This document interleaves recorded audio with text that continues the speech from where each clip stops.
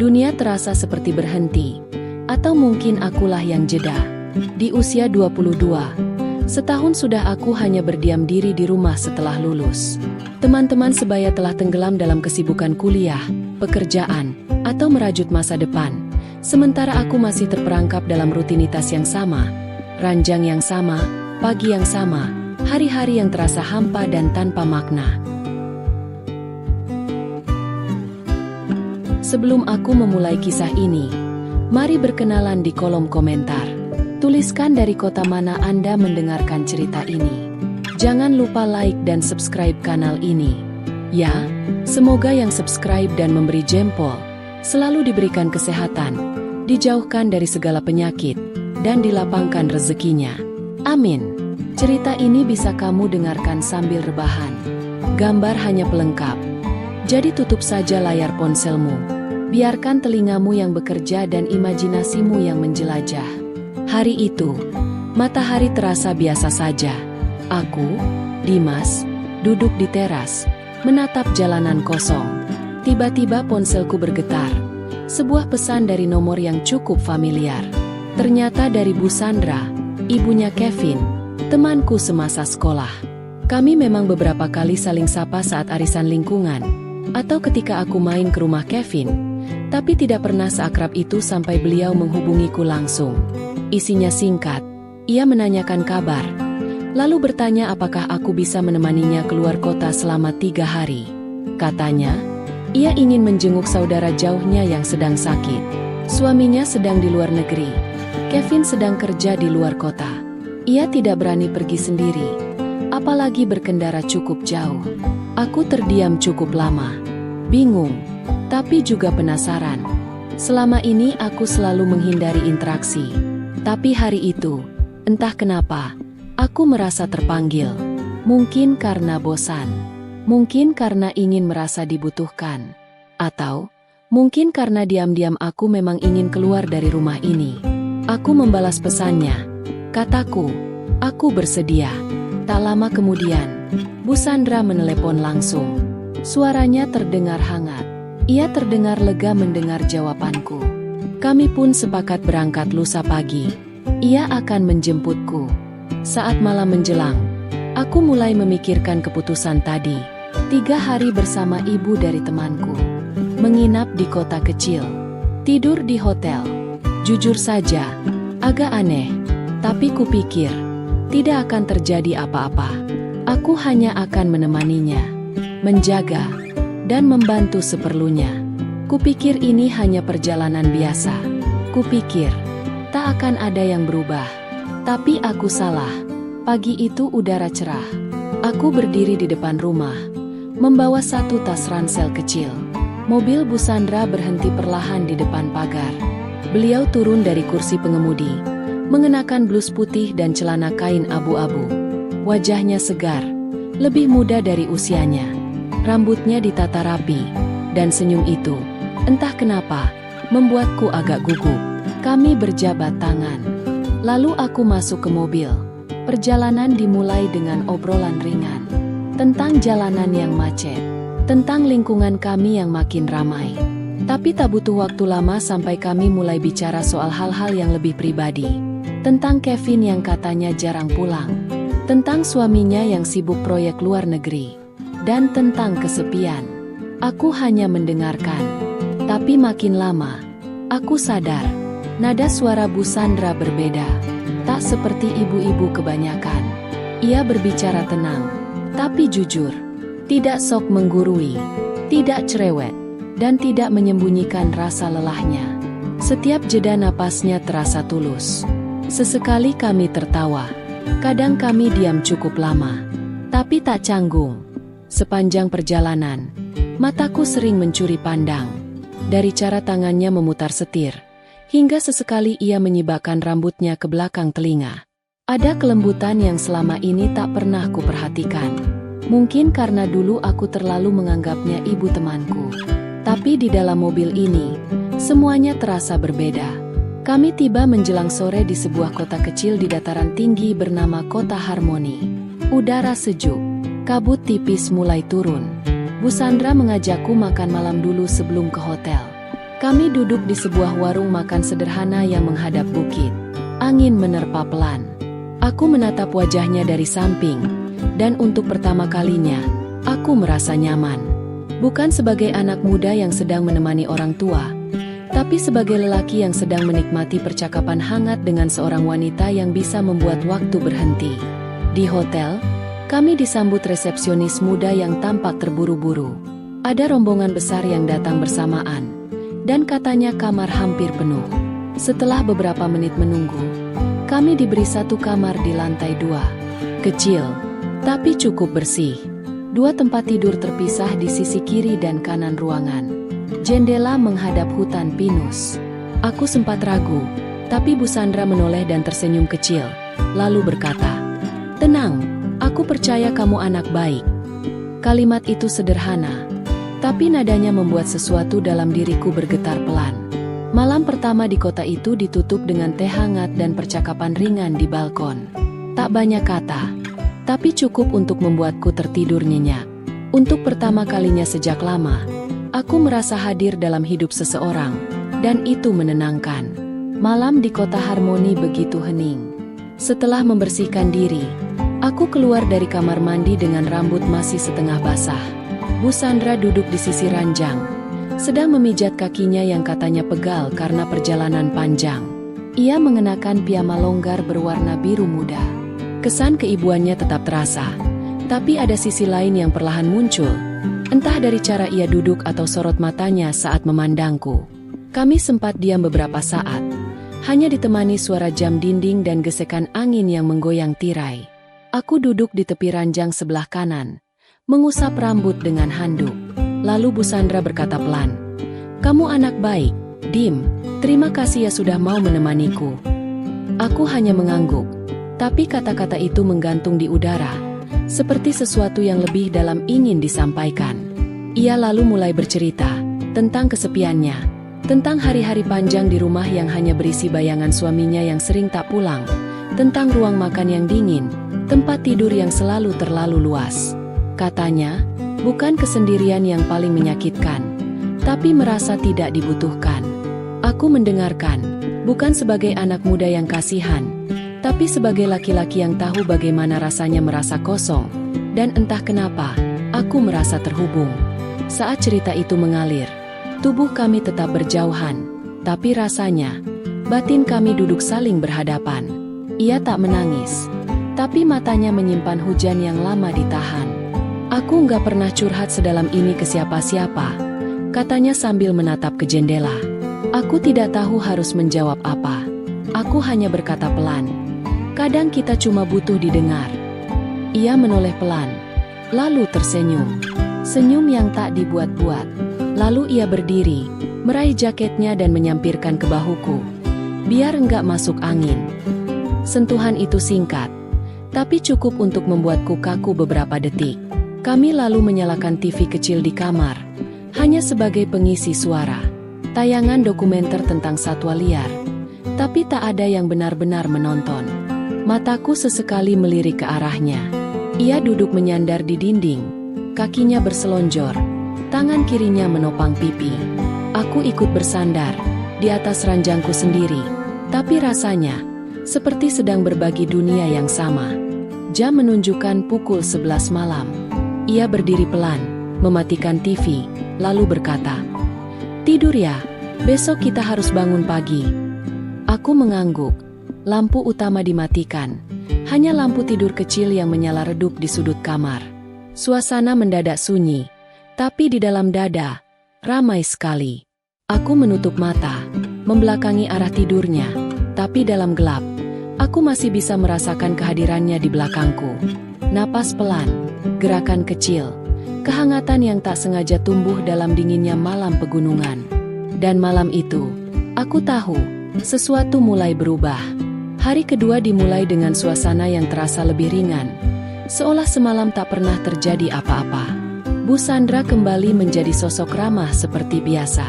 Kami sarapan di warung kecil dekat penginapan, lalu berangkat ke rumah saudaranya yang sakit. Aku hanya mengenal mereka sebentar, tapi sambutan hangat keluarga itu membuatku nyaman.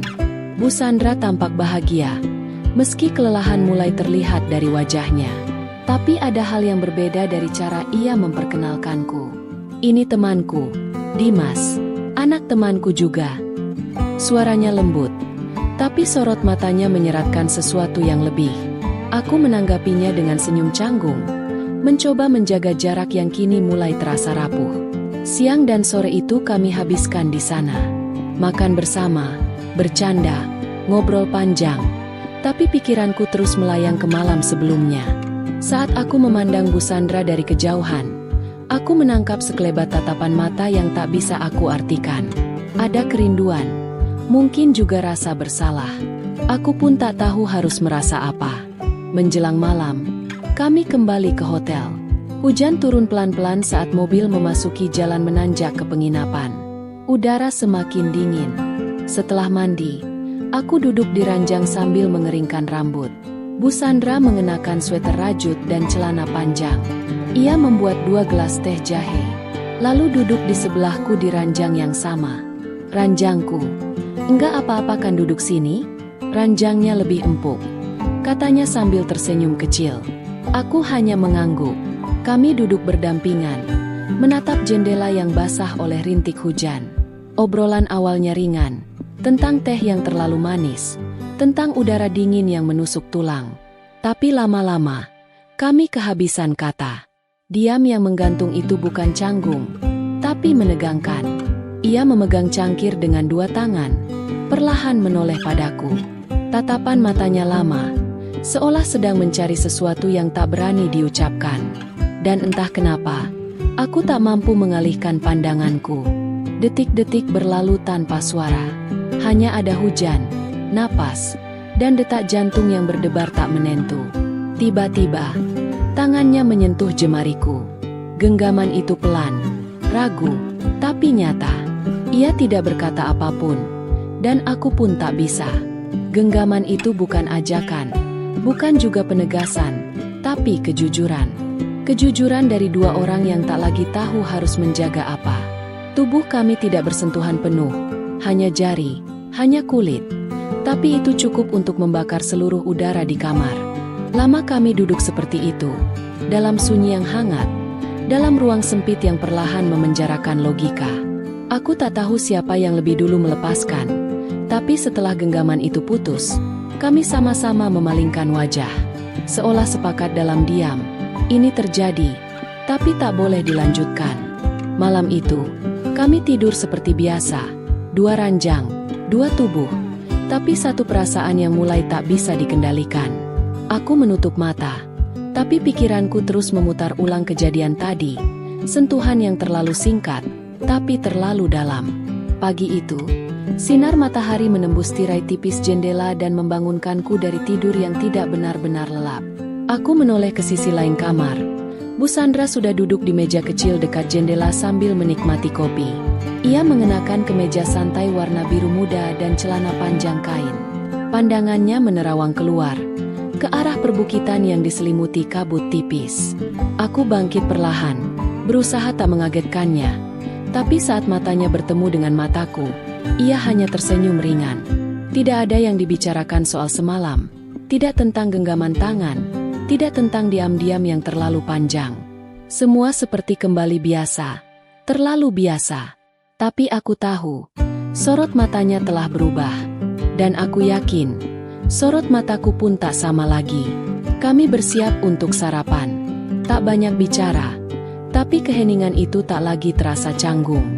Justru, membuatku ingin terus berada di dekatnya. Saat kami duduk di warung kecil yang sama seperti kemarin, ia menggoda ringan soal aku yang bangun kesiangan. Aku tertawa. Ia ikut tertawa. Tapi dalam tawa itu, ada sesuatu yang mengganjal. Seolah kami sedang menyembunyikan sesuatu di balik mata masing-masing. Sepulang dari sarapan, kami berkemas. Hari itu rencananya akan kami habiskan dengan mengantar barang titipan dari keluarganya, lalu bersantai sebelum pulang esok harinya. Di mobil, ia memainkan musik lembut dari ponselnya. Aku duduk di sebelahnya, memandang jalan yang menurun ke arah kota harmoni. Hujan semalam menyisakan aroma tanah basah yang anehnya membuatku tenang. Di sela perjalanan, ia sempat menoleh dan berkata, Kamu tenang banget ya orangnya, enak diajak jalan jauh.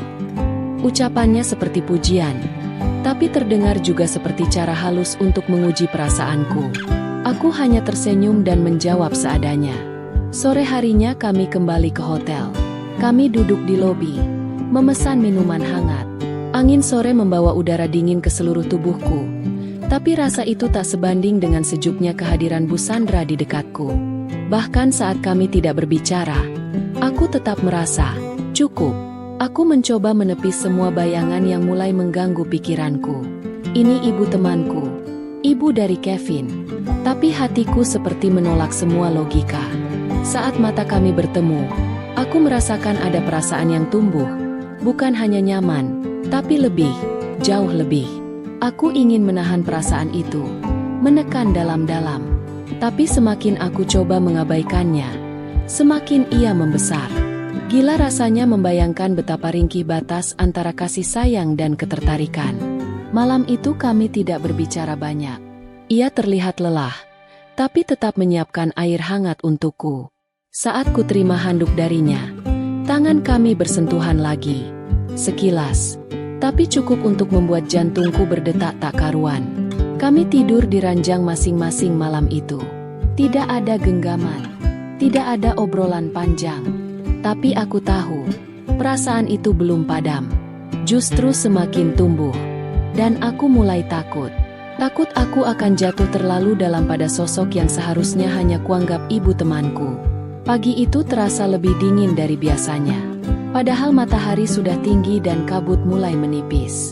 Suasana kamar hening. Hanya suara koper yang diseret Bu Sandra dan resleting yang ditarik pelan. Tak ada obrolan pagi. Tak ada senyuman seperti 2 hari sebelumnya. Semua terasa hambar. Kami turun ke lobi untuk check out. Ia mengucapkan terima kasih singkat pada resepsionis dan aku membawakan kopernya ke bagasi mobil. Sepanjang itu, pikiranku kacau. Ada sesuatu yang tertinggal di kamar tadi. Bukan barang, tapi rasa. Dan aku tahu, rasa itu tak akan semudah itu dikemas dan ditinggalkan begitu saja. Kami mulai perjalanan pulang. Mobil melaju menembus jalan-jalan sempit yang sepi. Tak ada musik, hanya suara mesin dan gemerisik angin yang menerobos celah kaca. Sesekali aku mencuri pandang ke arah Bu Sandra, tapi ia menatap lurus ke depan. Tenang, tapi terlalu tenang. Tangannya menggenggam kemudi, tapi aku yakin pikirannya juga tak sepenuhnya di jalan.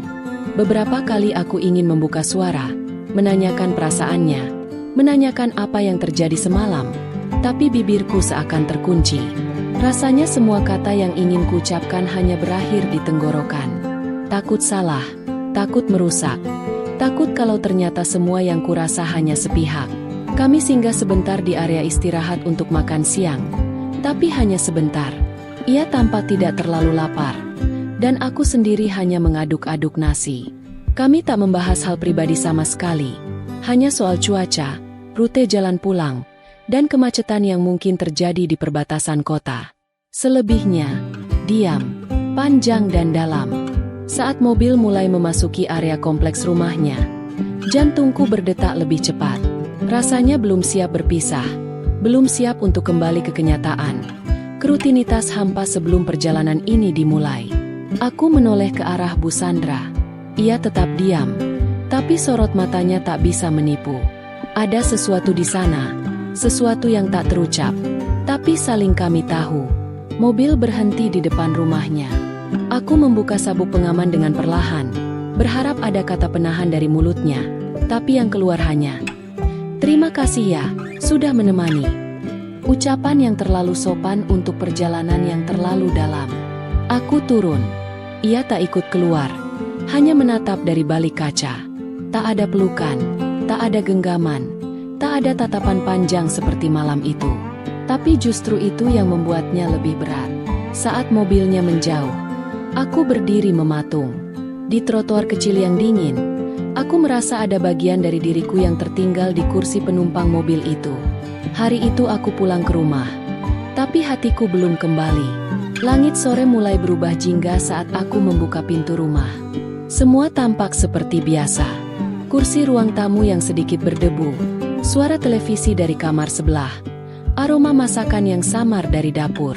Tapi rasanya tidak sama. Seolah-olah aku bukan lagi bagian dari tempat ini. Seolah-olah rumah yang kutinggali seumur hidup ini kini hanya sekadar tempat bermalam. Kamar yang biasanya jadi tempat paling nyaman, terasa dingin dan sempit. Aku duduk di tepi ranjang, membuka galeri foto di ponsel. Tak ada satupun foto perjalanan itu. Aku sengaja tak mengambil gambar apapun. Tapi justru karena tak ada bukti, semuanya terasa lebih nyata, lebih melekat. Aku terdiam lama, hanya memandangi layar kosong dan bayangannya di kaca jendela. Beberapa kali aku mengetik pesan untuk Bu Sandra, hanya sekadar menanyakan kabar. Tapi tiap kali selesai menulis, jariku ragu menekan kirim. Akhirnya ku hapus lagi.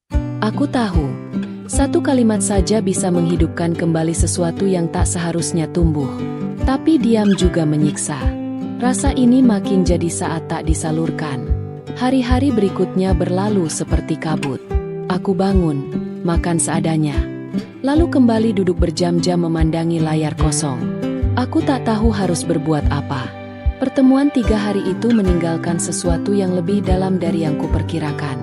Ini bukan hanya kekaguman sesaat. Ini rindu. Tapi rindu yang kubenci. Rindu yang tak bisa kuucapkan. Rindu yang membuat dadaku sesak setiap kali mengingat tawa kecilnya di meja makan hotel. Setiap suara mobil berhenti di depan rumah, aku refleks menoleh dari jendela. Setiap notifikasi ponsel berbunyi, jantungku berdebar. Tapi yang datang hanya paket, pesan grup, dan cuaca hari ini. Tak ada kabar darinya. Dan anehnya, aku tidak berharap dia menghubungi. Karena jika dia melakukannya, aku tak yakin bisa bersikap biasa saja. Sore itu aku melewati rumah Kevin, anak Bu Sandra. Mobil hitam kecil itu terparkir di halaman. Jendela ruang tamu terbuka. Tirai putih bergoyang perlahan tertiup angin. Sejenak aku menatap lama ke arah rumah itu. Semua tampak biasa. Terlalu biasa. Sampai-sampai terasa menyakitkan. Karena aku tahu, di balik dinding yang tampak damai itu, ada rahasia kecil yang kubawa pulang seorang diri. Aku pulang dengan langkah cepat, membawa rasa bersalah yang belum sempat didefinisikan. Hati ini tidak siap kehilangan, tapi juga takut untuk memiliki. Dan itu yang paling menyiksa. Berdiri di antara dua pilihan yang sama-sama tak bisa dipilih. Hari berganti minggu, tapi perasaan itu tidak ikut berlalu. Aku mulai menjalani rutinitas seperti biasa. Keluar rumah saat perlu. Tersenyum saat bertemu tetangga. Bahkan sesekali nongkrong bersama Kevin dan teman-teman lama. Tapi semuanya seperti sandiwara. Karena di balik semua itu, ada ruang di dalam diriku yang tetap kosong. Kosong, tapi penuh gema kenangan. Beberapa kali aku bertemu Bu Sandra, entah saat berpapasan di minimarket, atau saat dia sedang menyiram bunga di halaman rumahnya. Setiap kali tatapan kami bertemu, aku bisa merasakan sesuatu yang ditahan. Tak ada sapaan hangat, hanya anggukan singkat dan senyuman yang terlalu tenang untuk disebut biasa. Tapi justru ketenangan itulah yang membuat dadaku makin sesak. Karena aku tahu, di balik semua itu, dia pun menyimpan yang sama. Suatu malam, aku duduk di teras rumah dengan secangkir kopi yang sudah mulai dingin. Langit mendung tapi belum hujan. Suasana seperti malam terakhir di hotel itu. Hening, tapi penuh bisikan dalam hati. Aku menyalakan ponsel, membuka kontaknya, lalu menatap lama. Rasanya ingin sekali menulis sesuatu. Apapun, tapi tidak kulakukan. Aku hanya menatap namanya di layar, lalu mematikannya lagi. Karena aku tahu, kalau aku mulai menulis, aku tak akan bisa berhenti. Waktu berjalan, tapi kenangan itu membeku. 3 hari bersama seseorang yang tidak seharusnya menciptakan ruang di hati ini. Tapi nyatanya, ruang itu tidak pernah tertutup lagi. Bahkan saat aku mencoba menyibukkan diri, belajar hal baru, membantu usaha orang tua, tetap saja bayangan wajahnya sesekali menyelinap. Saat aku melihat baju tidur dengan motif bunga, aku langsung teringat malam pertama kami di hotel itu. Saat aku mencium aroma kopi, aku teringat tawa kecilnya di pagi ketiga. Bahkan saat mendengar lagu lama yang tak sengaja diputar di warung kopi. Aku tahu, itu lagu yang mengalun pelan dari radio mobil saat kami berangkat ke sana. Tidak ada yang berubah secara nyata. Tapi semuanya tidak sama. Bahkan sekarang pun, saat aku berjalan di gang depan rumah, aku tak bisa melihat rumah Bu Sandra seperti dulu. Setiap jendela di rumah itu seperti menyimpan potongan cerita yang tak selesai. Dan aku bagian dari cerita itu. Sebagian dari kenangan yang tak pernah bisa ditata ulang. Aku tidak tahu apakah dia merasakan hal yang sama. Tapi aku tidak mencari tahu. Mungkin ini cara terbaik. Membiarkan semuanya menjadi potongan kecil yang hanya bisa kusimpan sendiri. Bukan untuk dilupakan. Tapi juga bukan untuk diceritakan. Karena ada cerita yang cukup dikenang saja. Cerita yang tak butuh akhir bahagia atau sedih. Nasihat pembelajaran. Rasa hampa dan kesepian dapat membuka pintu bagi emosi terlarang yang tak terduga. Namun setiap hubungan yang tumbuh di luar batas kepantasan membawa beban dan penyesalan yang mendalam. Terkadang, menjaga jarak dan membiarkan sebuah kisah tetap menjadi kenangan adalah cara terbaik untuk melindungi diri dari kehancuran yang lebih besar.